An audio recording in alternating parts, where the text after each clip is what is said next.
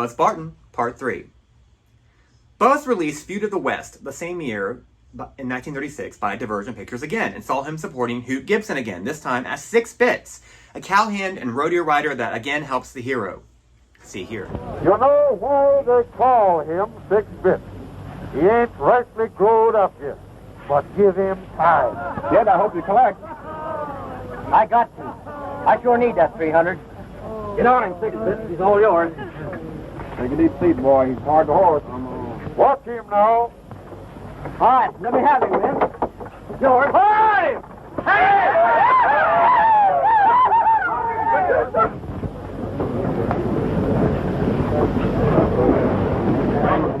I chose this particular clip because it shows Buzz's skills as a rodeo rider that allegedly got him noticed by Jack Perrin and signed to a studio contract as a young kid in the first place.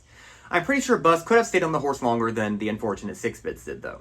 For some reason, Buzz's stardom began to wane sometime around 1936, and he would only go on to have 4 more major supporting appearances. 1936's Romance Rides the Range, 1938's Rolling Caravans, 1939's Lone Star Pioneers, and the 1940's Wild Horse Valley, which was his final credited role in a film that starred Bob Steele. Buzz did appear in several other uncredited and bit parts in films from 1936 until 1942, the last of which was Come On, Danger, a film that was a vehicle for Tim Holt. By 1942, Buzz had had enough and decided to enlist in the Navy and serve his country in World War II in the Pacific Theater, eventually being present to witness the Japanese surrender aboard the USS Missouri. After the war, Buzz, not desiring to return to acting, took up ranching and married Thelma, and together they adopted a girl named Linda and moved to Arizona to settle down. In 1953, Buzz and family moved back to Santa Clarita, California, where he worked as a horse wrangler for a number of Western films for over 20 years, including John Wayne's final film, 1976's The Shootist. Buzz continued to work with horses until 1979, when, at age 67, he was forced to retire due to an illness. Unfortunately, this illness took his life in 1980. So, we are left with the question, why did Buzz Barton start out strong in the talkies with his own starring vehicles, only to drift to supporting and uncredited roles before retiring? I think there are 2 factors here. First, he simply grew up. His initial stardom was as a child Western star, and when he finally became a talkie Western star at age 18, he began to suffer the career curse that many child stars did once they grew up. Lack of good available starring roles. Once he found them, he encountered more bad luck when the studio producing these starring roles went under.